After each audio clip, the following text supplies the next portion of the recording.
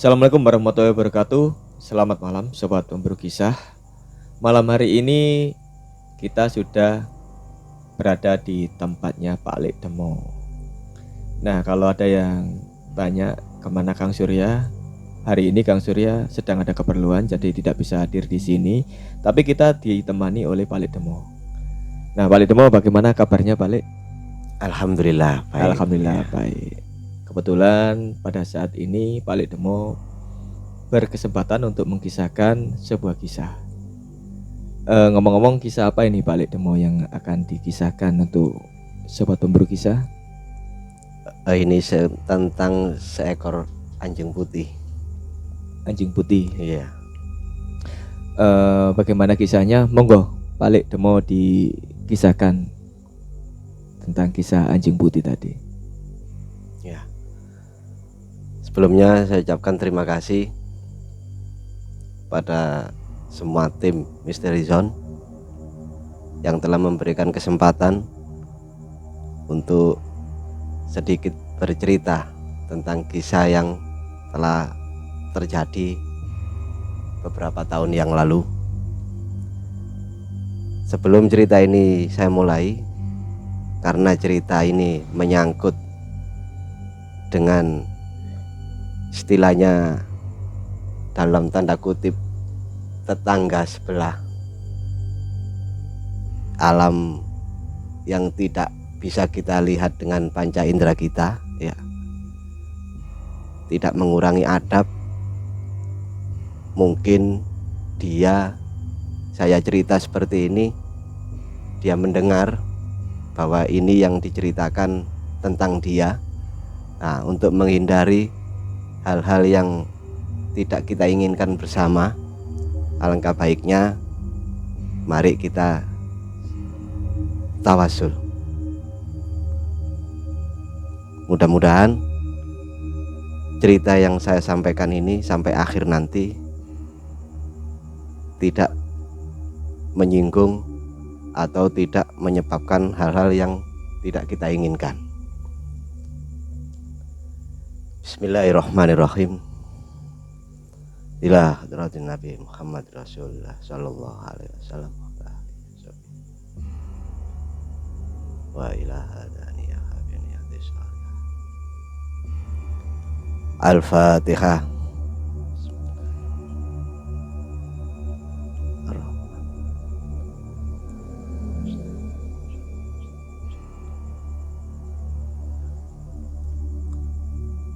Amin. Jadi ceritanya seperti ini. Ini terjadi sekitar kurang lebih 30-35 tahun yang lalu. Cerita ini sebenarnya saya dikasih cerita dari bapak saya sendiri. Waktu itu bapak ini memang sampai sekarang itu sudah menjadi kebiasaannya beliau. Kalau malam itu jarang tidur di dalam rumah. Jadi ya sudah mulai dulu kalau malam itu jarang tidur di rumah, jadi tidurnya itu di pekarangan, ya cuma sekedar tidur, bukan ada niat apa-apa tertentu, enggak. Memang kalau ditanya itu nyari udara segar gitu. Nah, dengan kebiasaannya yang seperti itu, enggak tahu entah kenapa pada suatu saat, pada suatu malam, ini kondisi masih belum tidur, cuma posisi badan sudah mau tidur, sebenarnya sudah ada niat tidur, cuma masih kondisi sadar. Tiba-tiba ada seekor anjing putih mendekat. Lama-lama mendekat. Dalam hati bertanya, ini anjingnya siapa ya? Di sini perasaan ndak ada yang miara anjing, tapi kok ada anjing main ke sini. Ditunggu memang sama bapak sampai anjing itu benar-benar mendekat. Ketika anjing itu mendekat dan bapak ini sudah merasa menjangkau untuk memukul anjing ini, akhirnya dengan tongkat yang dibawa, memang kemana-mana bapak ini selalu membawa sesuatu yang itu kayu, itu apa. Nah, anjing itu begitu mendekat langsung dipukul sama bapak. Dipukul, dek, kena. Tapi enggak tahu entah kemana, enggak tahu apa yang terjadi, tiba-tiba bapak ini berubah jadi pindah tempat. Yang mulanya ada di pekarangan, yang mulanya ya ada di sekitar rumah, tiba-tiba duduk di suatu bangunan seperti pendapa gitu. Dan posisi tidur tadi berubah menjadi posisi duduk. Akhirnya dengan perasaan bertanya-tanya, aku ini ada di mana? Nengok kanan, nengok kiri, tidak ada satu orang pun, tidak ada apa-apa di situ. Akhirnya dengan bertanya-tanya dalam hati, tiba-tiba ada seorang kakek tua pakai jubah putih, pakai surban, datang menghampiri bapak. Nah, bapak ya kaget, ini siapa? Ditunggu aja sampai dia itu mendekat. Begitu mendekat, dia mengucapkan salam, assalamualaikum, terus berjabat tangan. Nah,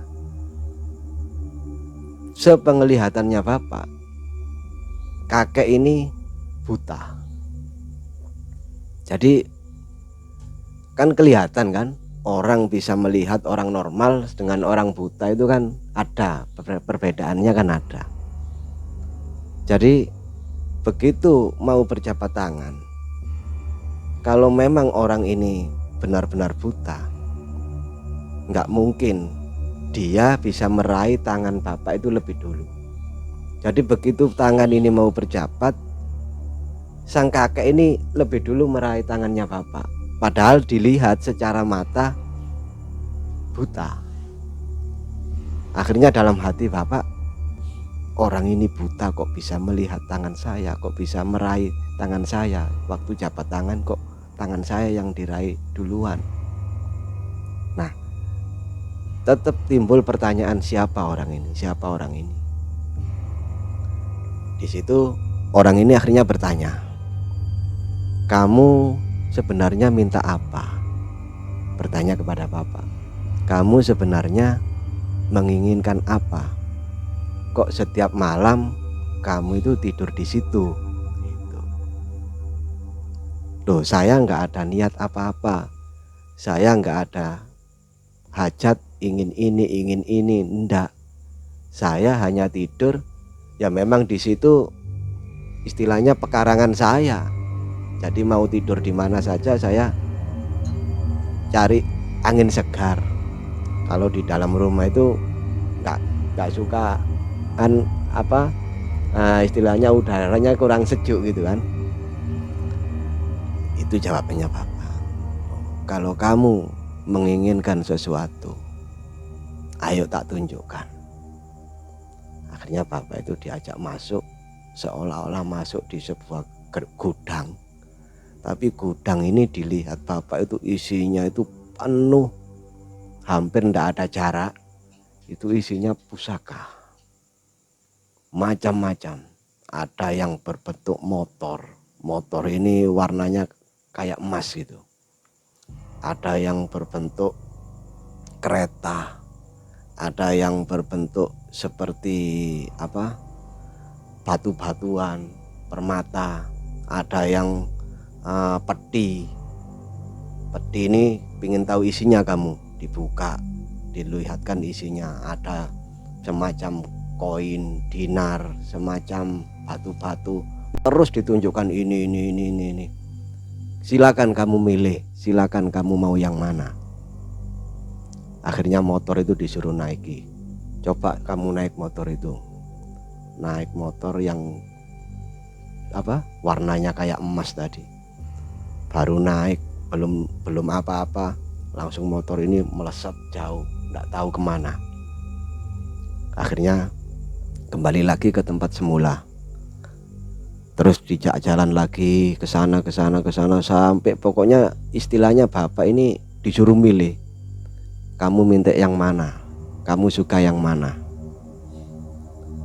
Dalam hatinya bapak, aku nggak kepingin barang-barang yang seperti ini.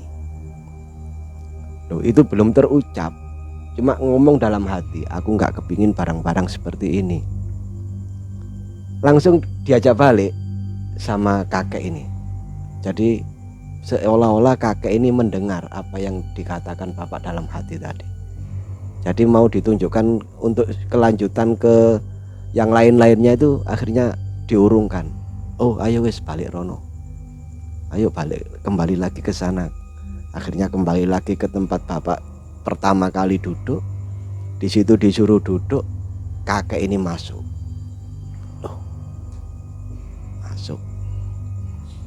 masuk. Terus bapak ini dibiarkan begitu saja. Aku ditakoni njaluk opo, minta apa. Akhirnya dalam hati bapak ini muncul lagi, aku kepingin dadi wong selamat. Aku gak kepingin barang-barang yang seperti itu. Aku hanya ingin jadi orang yang selamat.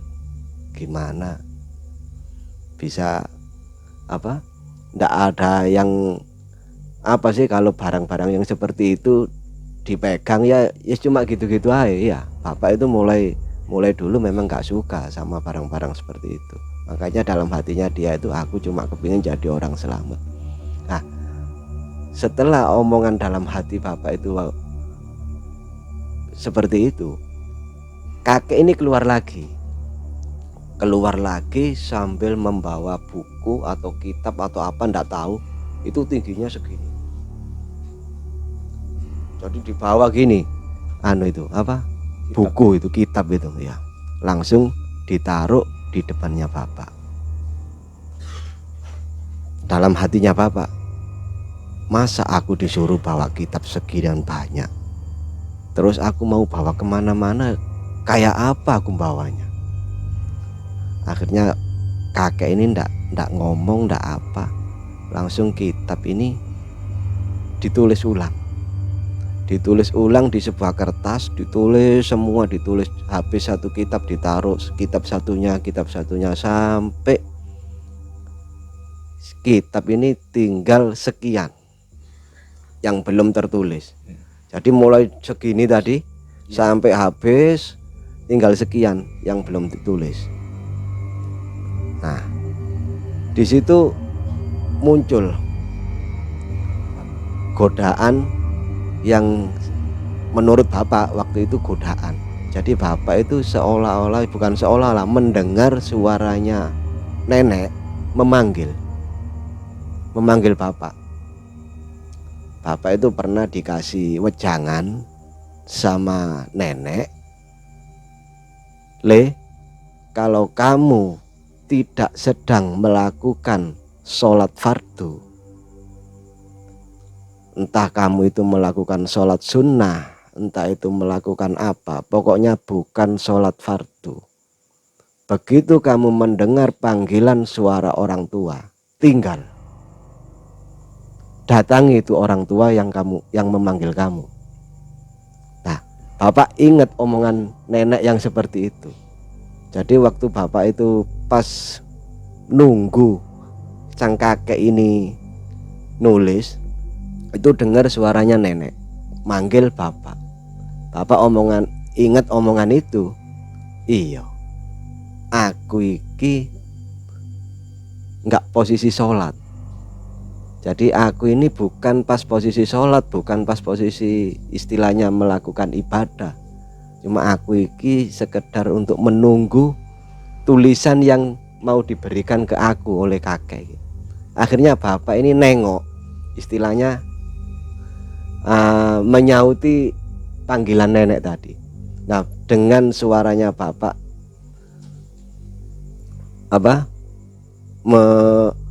mendatangi panggilan nenek tadi, akhirnya seketika itu bapak kembali ke tempat semula. Dalam arti kembali ke pekarangan lagi. Yang tadinya pendapa itu hilang, normal ke tempatnya bapak posisi tidur. Loh, aku di sini lagi sekarang. Akhirnya bapak itu pulang ke rumah. Dilihat di rumah, namanya dipanggil ya, nyari yang manggil. Aku tadi dipanggil ibu, gitu katanya bapak. Akhirnya dilihat nenek ini tidur, semua yang di rumah tidur, padahal tadi ada suara manggil.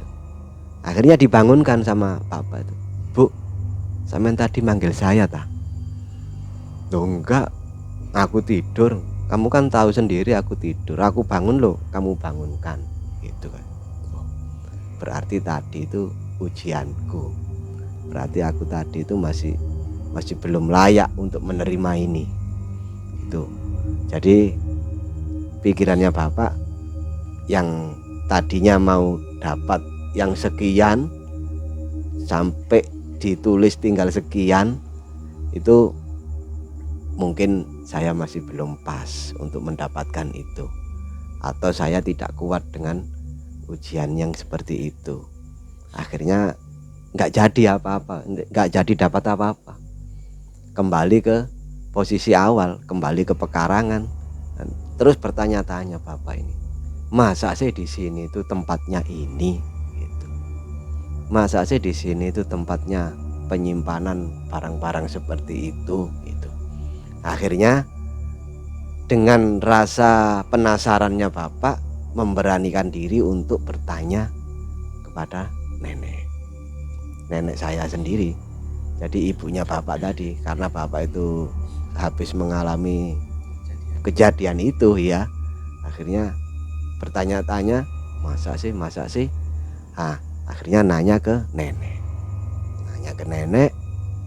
Ya memang iya, katanya nenek, ya di situ itu memang tempatnya barang-barang seperti itu.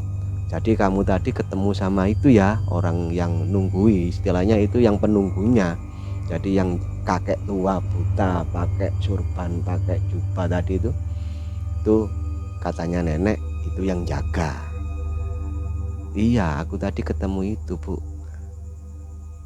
Jadi aku mendengar suaranya sampean manggil aku, akhirnya hilang, jadi ke tempat yang aslinya. Iya benar, kembali lagi ke tempat semula. Ya, berarti bapak tadi itu masuk ke alamnya situ. Di situ itu ternyata gudang penyimpanan barang-barang gitu. Nggak tahu ini apa, ada manusia yang sengaja. Waktu zaman dulu kan orang-orang kan banyak yang sakti-sakti kan ya. Kalau bab dulu sudah ndak sama dengan sekarang. Apa ya, memang sengaja disimpan punyanya manusia, atau memang murni punyanya bangsa jin, atau gimana, itu ndak usah dibahas ya. Cuma kebetulan pengalaman yang terjadi ya seperti itu. Berarti kembali lagi kita ini tidak sendiri. Ya, di sebelah kita ini masih ada dimensi lain. Di situ kita menunjukkan ketidaksendiriannya itu, agar bisa kita ini dalam perilaku sehari-hari itu bisa menjaga bahwasannya ada yang harus dihormati di dunia yang kita tidak bisa melihat. Jadi itu sekedar cerita pengalaman waktu beberapa tahun yang lalu, itu diceritakan ke saya, dan saya ya sangat tertarik sebenarnya dengan cerita ini. Yang namanya cerita, saya bukan, istilahnya bukan saya yang mengalami gitu loh. Tapi di situ kan bisa dijadikan untuk pelajaran, terus untuk biar kita ini tidak sembarangan gitu loh. Selalu berhati-hati ya, Pak. Ah iya betul. Nah, Ya apa ya Pak Li ya,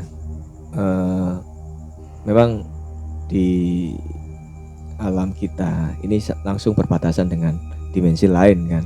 iya iya. Jadi memang sudah seharusnya kita berhati-hati, kita lebih saling menghormati ya, Pak Ya Li. intinya itu. Ya. Dan dari kisah tadi ini ada yang lebih penting lagi Pak Li, yaitu apapun yang terjadi, apapun yang kita lakukan, selama itu bukan sebuah kewajiban kepada yang kuasa ya Pak Li ya. Betul. Iya. Kalau ada orang tua manggil, ya kita harus segera menghampiri yang manggil itu tadi, Iya. atau Iya, orang tua betul. kita, Iya. atau setidaknya itu kita mengindahkan ucapan orang tua lah. Iya. Iya. Itu yang utama, Betul. Pak Li. Iya. Iya betul. Jadi Bapak itu ingat itu sebenarnya.